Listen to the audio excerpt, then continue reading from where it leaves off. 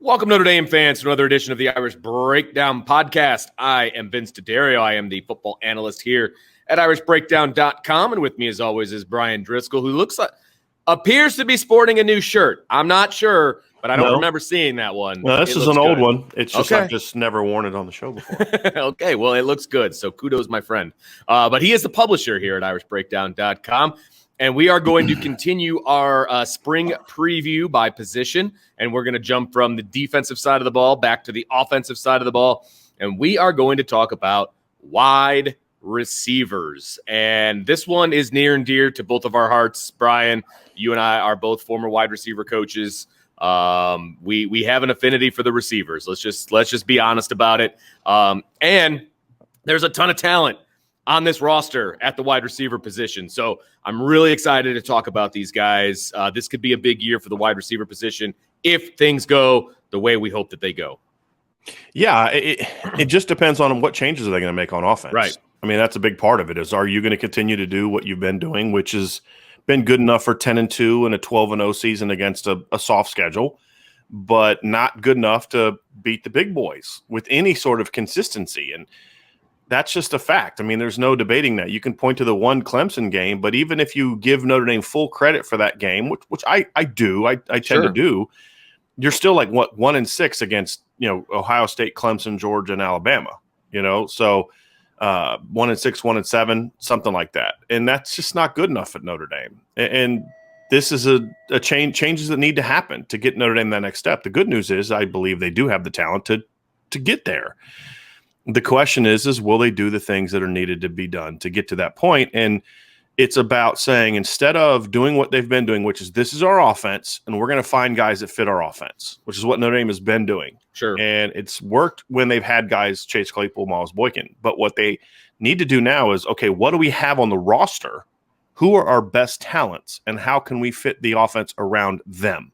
Mm-hmm. So how can we best utilize Kevin Austin and Jordan Johnson and Xavier Watts and Braden Lindsey and Lawrence Keys and Joe Wilkins and Lorenzo Styles and Avery Davis and all these players and say, let's fit the offense around them. If Jordan Johnson can't run 47 different pass combinations and doesn't know all the different things, that's fine. Yeah. We're going to find a role for him. So maybe he's not a 70-snap guy because he doesn't know everything, but we're going to make sure he's in there for 30 and we're going to get him the ball. Braden Lindsey physically can't hold up for 70 snaps a game, right? So two completely different things. Right. So we're going to find a way to get him into the offense and get him the ball, get him touches, and utilize the things he can do. And then that's how you build a great offense. It's what can our guys do, and let's make sure that the offense is running a way that we accent their skill sets. And that's what winning teams do. That's what Notre Dame needs to do because the talent is there. I'm optimistic that it's going to happen. Tommy Rees is saying all the right things to recruits about throwing the ball all over the field and stuff like that. But that's fine as long as you're still not running an offense that's so complex in its teaching and in its core that you can't get all your best players on the field because it's limiting in its scope and not its scope, but it's not limiting in its scope, and it's requiring players to have to know all these things to play them. And that's the change for me that has to happen. So if they do that, there's enough talent in this group for Notre Dame to go out and really go from just sort of a mediocre offense that's good enough and talented enough to beat the teams you're supposed to beat to an offense that you say, boy, with the defense they have and the way that they're scoring on offense, boy, I think Notre Dame can go up and match up against anybody. Brian, can we just put to bed right now that there's not enough talent on the roster? Because I know I've seen that a million times. I know you have too, that they need to recruit, this, that, and the other, that there's not the talent already on the roster. To do what needs to be done in the game of college football, do they have enough on the roster right now as we move into the spring and as we move into the fall?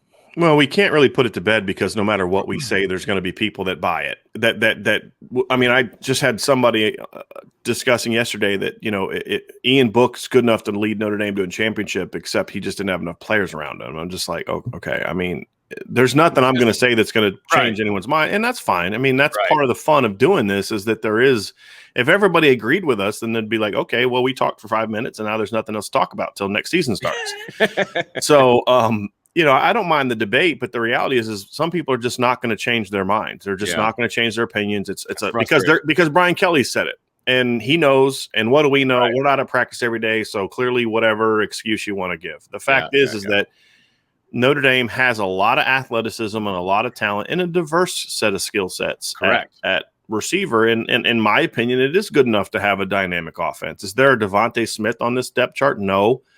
But I don't think you necessarily need a Devontae Smith on your depth chart, and we'll get into that here in a second. But I think there's enough talent. I think, but it's also not just coaches that have to step up. I mean, there are guys, Kevin Austin not playing during his career has never been a coaching decision, really. I mean, his freshman year, I would have liked to see them play him more, but he still got chances. He still got He did. He played a little bit, yeah. Yeah, and you know, and Braden Lindsey obviously has got to stay healthy. Kevin Austin has got to stay healthy and stay focused and all these type of things. I mean, there is something on the players that they've got to do things, but at the same time, it's up to the coaches to make sure that they're creating a culture and an environment that makes it more conducive to younger players to be able to thrive, which is what you're saying all around the country. So yeah, there's plenty of talent to have a great offense. Now, would I still like to see Notre Dame recruit more speed players? Of course. I will. If Notre Dame goes out and signs the 3 best speed receivers on the roster, on their board, 3 top 100 wide receivers and another Chris Tyree, the next year I'm going to go say, yeah, get more speed. I mean, that's just how I always want to recruit. But speed is not one of those things where if you don't have it at receiver, you can't be good. I guarantee you that Devontae Smith ends up running the slowest 40 time of all the stud receivers that Alabama had the last couple of years. Jerry Jeudy, Henry Ruggs. You know he's going to be slower than Henry Ruggs and Jalen Waddle. I would be willing to bet he's not as fast as Jerry Jeudy, or maybe right there. I mean, so again, he's fast, but is he Will Fuller fast? Not even close. Right. But he's just a great player. He's dynamic. And we've seen that all over the place. I mean, there's great players that aren't burners. You just know how to play the game. And that's the thing is I would like to have more speed. Everybody would like to have more speed. Alabama tries to get more speed every single year. It's just about understanding that if you don't have it, there's still ways to have great receiver play and building your offense around that great receiver play. And so, yeah, I think there's enough talent there on the current roster to have a really, really good offense. Couldn't you be as good as LSU was in 2019? No, I don't think so, because they don't have the quarterback or the elite receivers as that unit. But I'm not asking them to score 49 points a game like LSU did. I'm just saying score 40 because with the defense you have, that's going to be good enough to win you a title, or at least be competitive in a title situation. And then maybe that's where you can then go get that Jamar Chase type of player. So there's enough talent here at receiver combined with what's at tight end and running back for Notre Dame to have a top 5 to 8 offense next season, in my opinion. There's no doubt about it. Now, Brian, you brought up Devontae Smith, so that kind of segues us nicely into this next topic that we want to talk about. Does Notre Dame need an alpha dog at wide receiver? Do they need that go-to, this is the guy everybody's game planning for, et cetera? Does Notre Dame need that alpha player? And if they do, does that player exist on the roster as we see it right now? Yes and no. And what I mean by that is I don't think in today's game you need an alpha receiver from a volume standpoint. I don't think you need a guy that catches 95 passes for 1,400 yards. If you have one, that's great. I would always like to have an alpha. But it's not needed because, again, what an alpha does is, big picture wise, is it presents someone on your roster that other teams have to build their game plans around. Sure. And then you know that they're doing that, and then that allows you to kind of impact in how you put your game plan together. So if I have if I have Chase Claypool in the boundary, and I know teams are going to play him a certain way, then I know how to utilize him to get mismatch for him, but also I know they're going to play him a certain way. So that means it's going to open up opportunities for me to use my tight ends and my backs and my other receivers in certain ways. So that's always a plus. I don't think you need that volume. You don't need that volume alpha though. What you need, however, from that alpha standpoint is you have to have a guy that when it's a clutch situation, a money situation, your quarterback knows I got to go to him, or I can go to him because I know he'll make a play. Sure. It's good to have that volume of talent, and you've got this guy can make plays, that guy can make plays, and you can scheme your way into those things, and that's what Notre Dame needs to do. That's what we were talking about earlier. However, when you're getting down to that 2-minute drill of the college football playoff, and you're playing Alabama or Clemson or Ohio State or Georgia in the college football playoff, and you're down by 4 and you need a touchdown, yeah, you want to have that alpha that your quarterback believes in. Sure. And ideally, it's nice to have 2. Because the other team's going to know, okay, that guy's their dude. We're going to take him out. So who's going to step up then? And we've seen that in past years where You look at that Clemson team in 2018. Did they have an alpha receiver? I don't think so. They had very good players, but they didn't have a Devontae Smith. T. Higgins, I don't think, had 1,000 yards in the regular season. Justin Ross didn't have 1,000 yards in the regular season. Now, they were dynamic talents. Sure. But nobody that was that volume pass catcher. What they had, however, was 3 guys in T. Higgins, Justin Ross, and Hunter Renfrow that when the game was on the line, you could depend on each of them. Right. They were established. So were they alphas from the volume standpoint? No. Were they alphas from a I'm better than you and quarterback get me the ball when it matters? Yes, they were. And so the more of those you have, the better. So if Notre Dame doesn't have 1,000-yard receiver this year, can they have a great receiving corps? Absolutely. But somebody has to emerge from the standpoint of this guy is our dude. When it's money time, when we need a third down, when we need this, when we need that, he's our guy. I mean, look at Ohio State in 2019. Who was their alpha receiver? They didn't really have one from they had one guy. Nobody had over 1,000 yards. This is in 2019, right? Right. 14-game season. Chris Olave had 849 yards. That's it. Only KJ Hill had over 600. That's it. They only had 3 receivers over 500. Nobody even got to 900. So you look at it and say, boy, from a production standpoint, that really wasn't you look at it and say, well, boy, that was not a great situation. Javon McKinley would have been their number 2 leading receiver by a chunk, and that was in 12 games. And if you look at Javon McKinley, he was at 59.8 yards per game this year. Chris Olave is the leading receiver for Ohio State in 2019, was at 60.6. That's less than a yard per game. And Chris Olave averaged 17.3 yards per catch. Javon McKinley averaged 17.1. So you don't have to have that dude to be a great offense. And that Ohio State offense was phenomenal in 2019. They averaged 46.9 yards per game, or points per game. Yeah, 46.9 yards per game would not be good. No, that would not be good. 46.9 points per game. But here's the thing that I think hurt that team in 2019 when they played Clemson. I don't know if they had that guy that when the game was on the line. So like they were up, I think it was like 16-0 at one point in time, and then Clemson came back. They didn't have that guy that you could say, hey, we need somebody to go make a play because this team's charging back on us. And I think that's what hurt them as far as winning that championship in 2019 when they had a lot of pieces in place. Great running back, really good O-line, really talented quarterback, deep receivers, really good defense in 2019. They gave up 13.7 points per game in 2019. But when you got into that game against Clemson, Clemson had that quarterback that could elevate everyone around him. Justin Fields didn't really do that, but also you had a quarterback that could kind of overcome the fact that his receivers weren't really playing well that game because T. Higgins and Justin Ross were not playing well that game. And so the point is, if you have Trevor Lawrence, you can overcome that. So that was to me the difference in that game. Neither team had that receiver that just said, hey, give me the ball, right? But then when you got to the title game, LSU had that. They had that guy. They had a couple of those guys. And to me, that was the difference. And so do they need an alpha from a volume standpoint? No. From somebody's got to step up in a clutch moment, yes, they need that. Who's that going to be? That's the $1 million question. Yeah, Vince. It is a $1 million question. Right. and I will say this. Number one, they don't need 2 alphas to step up a receiver because they've already got one at tight end. You took the words right out of my mouth because because you were talking about how if you have one, you really kind of need a second one, et cetera. And I was like, pretty sure there already is one at the tight end position, and I think that's legit. And having that guy at tight end is so important because then that can open up stuff on the outside with the wide receivers because they're going to have to focus on 87 because he is a threat.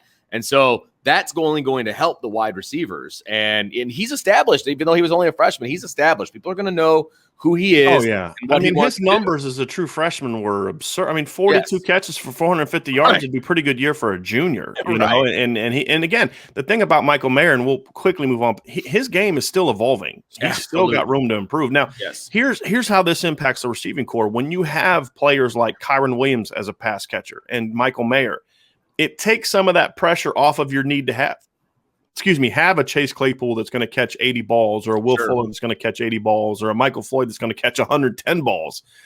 You don't need that as much. But you still need somebody that if you're going to double team Michael Mayer and take him out of the game, because here's the truth. In my opinion, it is easier to take a tight end like Michael Mayer out of the game than it is to take an outside receiver out of the game. Because he's so much closer, you can put more players on every side of him than you can. And I don't think Michael Mayer is a Kyle Pitts type of tight end. I'm not saying he's better or worse. I'm just saying stylistically he's different. Kyle Pitts is 6'6" and really more of a receiver than a tight end, if we're being honest about it. He's more Devin Funchess than he is Michael Mayer. Sure. And so you could put him out at X and do some things with him. That's Michael Mayer's more of a modern day tight end where he can line up in the slot and go backside, but you're not going to put him outside as much as you did with Tyler Eifert back in 2011 and 2012. Different type of player. And so it's going to be easier for teams to say, we're going to take that guy out of the game. Do you have the weapons at receiver to hurt teams for doing that? Yes. But it's from a potential standpoint. We use this phrase all the time. Yeah, potential versus production. The potential's there. Now it's time for it to be production to where, hey, you want to double team Michael Mayer. You want to have you want to play quarters and you want to have your safety stepping down, playing Michael Mayer. Fine. I'm going to have Braden Lindsey and Jordan Johnson and Xavier Watts running post routes over top of your safety all game long until you stop doing that. Yep. Or corner routes or whatever. We're going to do things. Well, we're going to send Michael Mayer on a corner route because we know your safety is going to be obsessive, and we're going to bring Kevin Austin on a backside sail route and replace that safety, and we're going to bang him the ball in space because we know he can outrun those linebackers, no safeties on the other side of the field. So there's plenty of things you can do where, okay, we know that linebacker is going to jam and run with Michael Mayer. So what we're going to do is we're going to have Kyron Williams do a quick delay, and he's just going to run an under route underneath it, and we're going to get him in space one-on-one, hit him with a 3-yard throw, and he's going to turn it into a 12-yard game because you're so obsessed with having to stop Michael Mayer. Right.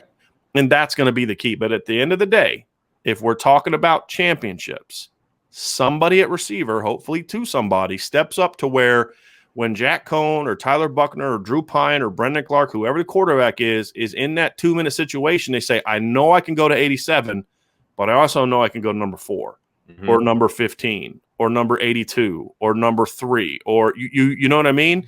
And we need to see those guys step up. And hopefully it's more than that, but that is where that alpha is needed, Vince. Let me I want a quick follow-up question. If Notre Dame doesn't change anything offensively, does the current Notre Dame offense need an alpha wide receiver to be successful? Yes, more so than otherwise. Yeah, because you need that W to be a dude. Right. And, look, I just pointed out Javon McKinley's production compared to Chris Olave's in 2019. Right. And,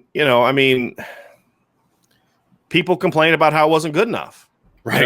And so, that's not kind of the frustrating thing. Javon McKinley was about where Justin Ross was from a per game standpoint in 2019 when, T Higgins was 77.8 yards per game in 2019. Justin Ross was 61.8. Well, Javon McKinley was 59.8 in a ball control offense. Right. Justin Ross averaged 13.1 yards per catch in 2019. Javon McKinley was 17.1. So, and still people complained about how he wasn't good enough. And it's true because the fact is that offense dictates on you need great individual one-on-one players because they don't scheme their way into success in the pass game. They don't. They should, but they don't. It's about I got this really good player that has to win one-on-ones all the time because it's about separation and winning the one-on-ones and those kind of things because we're not scheming our way into separation. And that's the difference between Alabama schemes into separation and has great players. Notre Dame doesn't have – and look, none of the receivers that played last year were great players. Javon McKinley, I thought, was a very good player, much better than people realize. He's not Chase Claypool. Sure. He's not Will Fuller. And so he's more Miles Boykin than he is those two guys. But he's not that guy that's going to take over a game and dominate, Alabama because he's just so good. He's just going to go beat Patrick Surtain all game. You have to scheme your way into success, and they don't do that. So in order to run what they run, you need Kevin Austin to be everything we think he can be. You need Jordan Johnson to be everything you think he can be because there's more pressure on the receivers to do that. So, yes, I do think you need an alpha volume-wise and big play-wise to execute the offense that Notre Dame had last year and still be good enough to go beat the best team. Like Notre Dame's offense last year could have played with Alabama if they had Chase Claypool on one side and Will Fuller on the other, right? Schematically, you can do that. But what are the odds that Notre Dame or anybody's going to have Chase Claypool and Will Fuller on? You know what I mean? Exactly. It's just not happening. Brian, let's jump into the personnel. Let's start talking about some of these guys. One of the main returners for this team, Avery Davis. Big spring for him, I feel like. He's kind of always flown under the radar a little bit. Even though he was a starter, I still feel, and he had big plays and big moments, I still feel like he kind of flew under the radar a little bit. Mm-hmm. I think this is a big spring for what Avery Davis can do, to see if he's going to take a leadership role with this group of wide receivers, because there's a lot of young guys out there that don't have the playing time that he does, and I think he could be super important to this group. Absolutely. And yeah, the leadership part is important, and that's a plus. I mean, Kevin Austin could be a potentially great player, but he's never going to be like a captain or a leader. You just need him to go do his job. Same with Braden Lindsey. Avery Davis can be sort of that veteran presence, that veteran voice. And, again, he's a quarterback, so he understands. Yeah, absolutely. And he was a quarterback on a really good high school football team. I mean, leadership was one of the things that he brought to the table when they signed him. So I think there's some natural leadership from him, but I also think he's a little bit – he's not an assertive guy, and I want to see him be more assertive this spring, and not just with the receiving core, but offensively as a whole. Absolutely. You're a former quarterback, man. Yes. You're a leader. We need you to be a voice here. Mm-hmm. And you got Kyron Williams is that emotional leader, right? Because Kyron's just kind of that Energizer bunny. He's just always like fired up and ready to ball, and he's ready to run through a wall, and he's just that guy you want on the front line of battle. I mean, that's just Kyron Williams.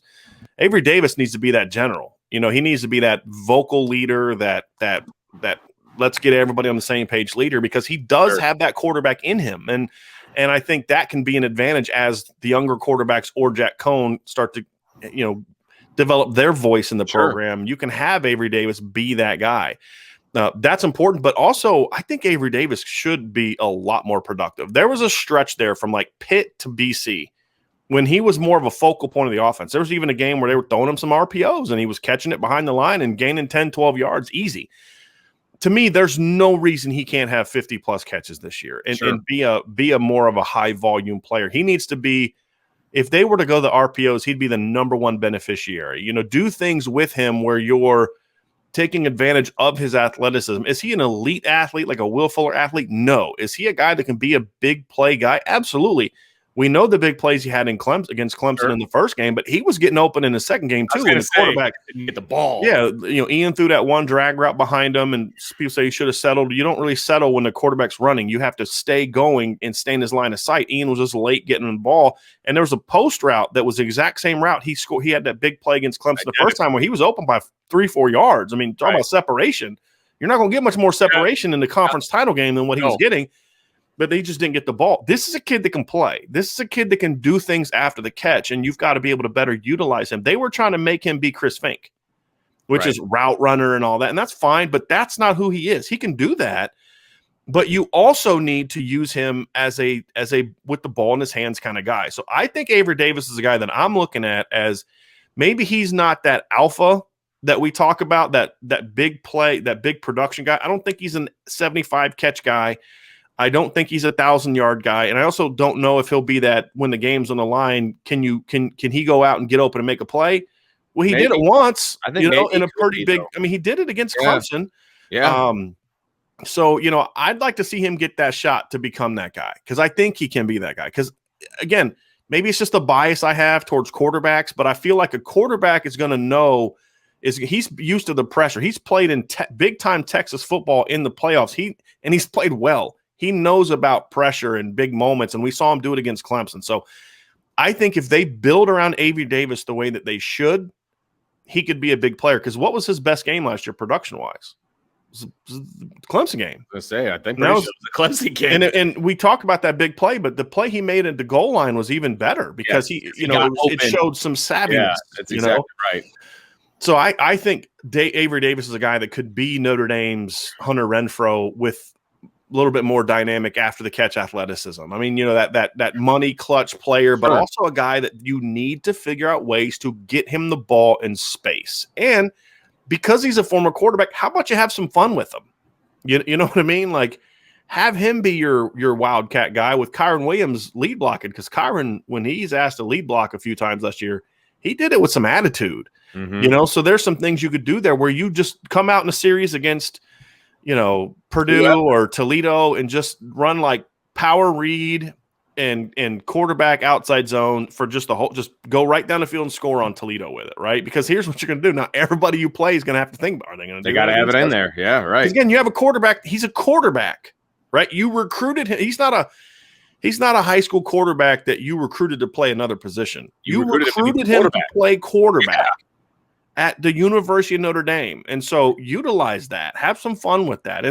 But that's all about, if they do that, it's more about there's a change in mentality at Notre Dame where they're actually going to build around what their guys can do. And that would be a great sign. So if we're seeing some of that this spring, you're hearing about that this spring, that would be the number one sign that things are changing. Because, man, they're doing all these things to get Avery the ball, and it's really good, and I like it. That's one of those things I'm looking to hear this spring that's going to tell me that Notre Dame's making those changes.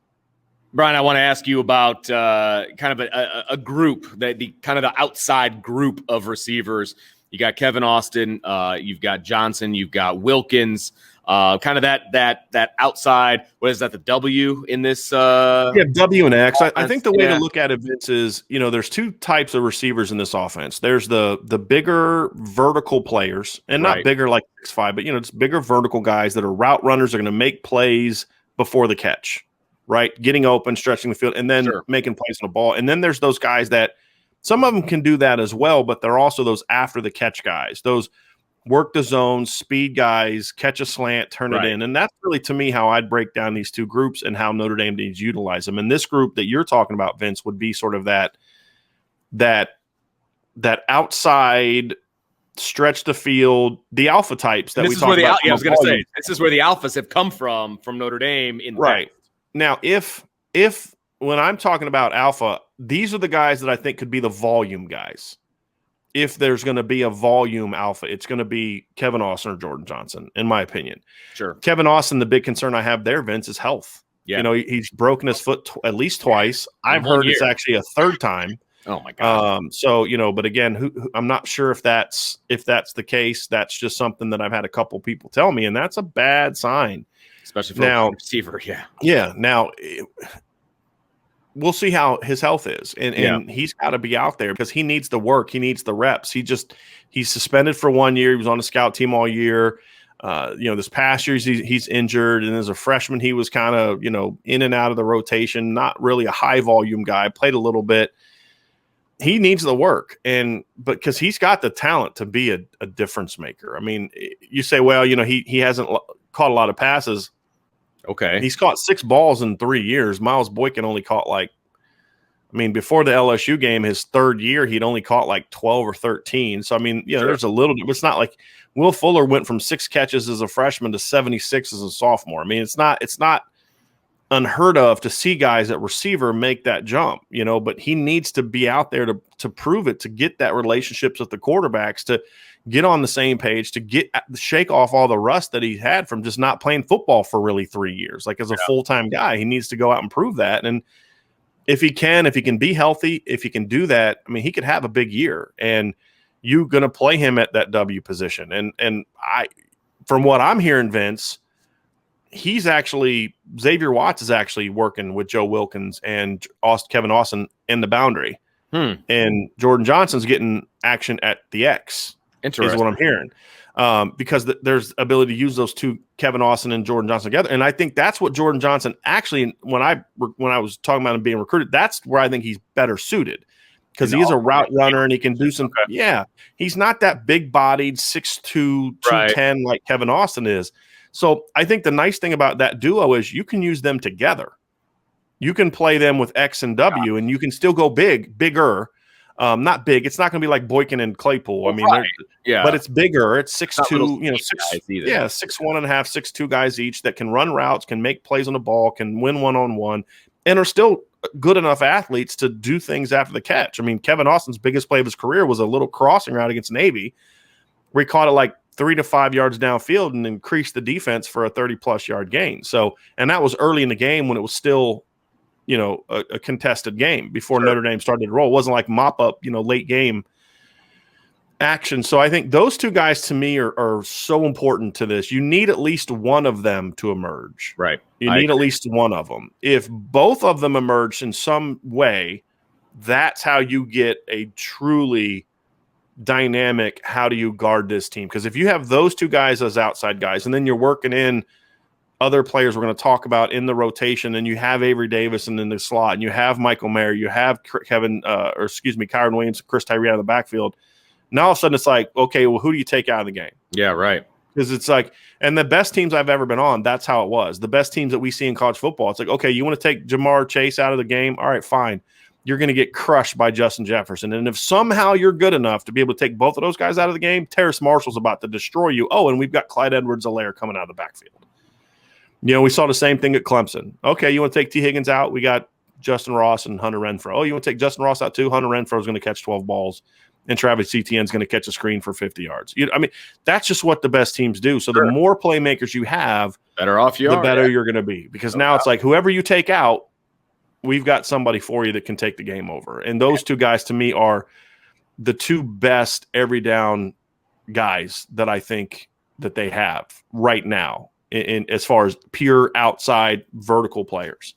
And since we're talking about the W before we move on to the next group, do you think things have passed Joe Wilkins by, or do you think that he still has an opportunity? No, he still has an opportunity. They like Joe Wilkins, but Joe's a role player, and you need to find a role for him. Joe Wilkins is a good football player. He's going to play. He's just not a guy that to me has the ceiling of, go out there and catch 50 balls. He's going to block. He can get open. He can catch the ball. He's got to prove to have a little bit more reliable hands, in my opinion. Consistency. Yeah, but I mean, Joe can play. I mean, there's not a receiver on this roster, literally not one coming back on this roster on scholarship that if that guy earned the job, again, not because he's a veteran, but he earned the job, I'd say, okay, he'll be fine. He can play. That guy can ball. If Joe Wilkins goes out and beats out Kevin Austin and Jordan Johnson and Xavier Watson, starts the W, cool, let's roll. Because he's a good football player. Right. And that's the thing I love about this group is there's nobody I'm like, if that guy starts, like, I don't know what that, there's nobody like that. It's just as long as you're actually starting who earned it, not who's the veteran or who knows the playbook the best or whatever else. If you're starting the best player, yeah, Joe can play. Joe will get that shot. He can play. And if he's not a starter, he's a guy that you can put in because he can really play all three receiver spots in some capacity. And I like that versatility there. Let's roll. So let's talk about that other group. Brian, the kind of the stretch the field kind of guys, the plays after the catch guys, Braden Lenzy, Lawrence Keys, Xavier Watts, Styles. Those are the guys that can make plays with the ball in their hands after they catch it. So what do you see from this group? Because I think this is the group where if we can see an uptick in production from this group, that means that things have changed philosophically for Notre Dame. That's just how I feel about it. I think so. I mean, as long as here's the deal, because right now Notre Dame's offense is predicated on guys that do damage before the catch. And here's what I mean by that. When I say do damage before the catch, like to me, Devontae Smith was the epitome of being able to do both. But what made him different and made him more impactful than a lot of other receivers is he can do so much damage before the catch. That means as a route runner, working himself open, getting in position to actually make a catch. And then, Miles Boykin was a great before the catch guy. Miles wasn't a guy who was going to do a lot after the catch, but boy, he was difficult before the catch because even when you had him covered, he was so big and tall. So he would do damage before the catch and at the point of the catch, and then not a lot after that. These are the guys that can do that is with their athleticism can eventually be good route runners and those kind of things. But their value comes from this is a guy that can take a screen, can take a hitch, can take a slant, can take a cross to the house. Mm-hmm. And that's what you need now. And they do it to different degrees. Like Lawrence Keys is more of a traditional slot in that I think Lawrence is even better before the catch because he's got really good route running ability. But Avery Davis, Lorenzo Styles, Xavier Watts, those are guys that to me are you have to get them the ball and you have to try to scheme them to get the ball in space with screens, with quick game, with play action, with crossers, design meshes where you're trying to occupy the defense and free those guys up. Because if you can get those guys the football at 3 to 5 yards, they're the kind of talent that can take that to the next step. So, we'll get into individual breakdowns of these guys, as we get done with the spring and move into spring. But the reason we're grouping them together is because you don't necessarily need all those guys to be dynamic. If you have Avery Davis playing just the way he did last year without improvement, he's going to be a part of it. He's a good football player. But then if you can bring these guys along, right, they can add value to as well, and especially the two younger guys. And Lawrence Keys is, again, really good football player, but with Styles and Watts and Styles, whichever way you want to do it, they can also play outside. Sure. They're not slot players per se. Watts, they're working into the boundary. Well, why are they working in the boundary? Because he's a really dynamic player of the ball. Even though he's only 6 foot tall, he's really good at making plays on the ball. But he's also can do things after the catch. He's played slot in his career. He's played X in his career. And so there's that value. Lorenzo Styles could certainly play the slot, but he could also play X in sort of a TJ Jones, Will Fuller type of role. I'm not saying he's as explosive as Will Fuller. He's kind of between the two of them. So that to me is really where that position group with you, if you have Avery Davis, right, one of the big boys steps up, Austin or Johnson, and then at least one of these guys step up, then you have something different. And then Braden Lindsey's kind of in a role all by himself, sure, because he's not necessarily a 50, 60 play guy, but he's just so dynamic. We saw it in 2019. He can stretch the field vertically on go routes and post routes, which he did against New Mexico and all that. And he did against Navy. And then he's also a guy that caught a reverse or, took a reverse for 50-yard touchdown against USC, took a jet sweep 60 yards against BC for a touchdown. So he's that dynamic player that's more of a low volume, high impact player. Exactly. Lorenzo Styles and Xavier Watts are a little bit of both. Okay. They can do both. And that's why I kind of put them in different categories, but I like that uniqueness. Mm-hmm. So you've got to find ways to get Braden Lindsey the football. Even if it's only 20 snaps a game, he's got to have 5 touches, assuming he can stay healthy. Right. And you need to figure out ways to get Xavier Watts involved. You got to figure out ways to get Lorenzo Styles involved. Some of these guys in the spring have got to get every opportunity. You've got to give them volume reps. And then hopefully one or two of them can step up, produce, and take their game to the next level, because there's just too much talent for this group not to be productive and impactful. And it's up to the coaches to figure out how to take that talent and mold the offense around them. That's the key, because these are guys that don't fit the Notre Dame offense traditionally. Exactly. And they're going to be wasted if you don't find ways to change your offense and mold it around them. They will be the guys that suffer most. This group will be the guys that suffer most if Notre Dame's not willing to change their offense. But if they do, and I'm optimistic they're going to make some alterations, this is the group that will have the benefit, because this is where your big plays are going to come from. This group right here. These are your home run hitters. I feel like the whole offense is going to suffer if they don't make the changes. But but you're right. Specifically, this group is what is going to suffer, or that is going to benefit. Right. I mean, it's right here, microcosm style, right here. So one of the things that we like to do, Brian, is we like to ask our 3 questions about each position group as we preview them going into the spring. And these 3 are apropos to this group. That is for sure. Number 1 is going to be health. And I think that has more to do with Austin and Lindsey than anybody else. I mean, all of them got to stay healthy, but those 2 especially have had the biggest problems. Because they have the history. Lawrence Keys had that last year. That's true. The point being, we can bang on them for what they did at receiver last year, but part of that was out of their control. I mean, Kevin Austin, Braden Lindsey weren't healthy. That they would have used those guys if they were healthy. Yes. And so, yes, the health is a big question mark this spring. And, who's going to step up? That's question number 2, because there are openings, right? I mean, there's starting positions that are open. We're hoping that the depth chart is a little bit more full as far as who's getting playing time. So who's going to step up, be part of that 2 deep, and be a part of what is happening on game day. And then finally, 3, the youth movement, the young guys. Will we see it? We've been clamoring for.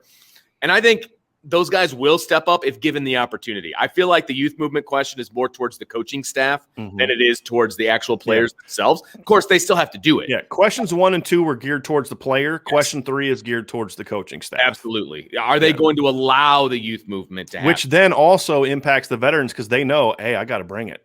Lorenzo Styles is pushing me. I got to bring it. Jordan Johnson, Xavier Watts, they're pushing me. I got to bring it. So I think it makes the whole group better. Yeah. And of course, we also believe that that's where your most dynamic talents are in your freshman and sophomore classes. Absolutely. I see it every day. Young guys push old guys, and it works. It works.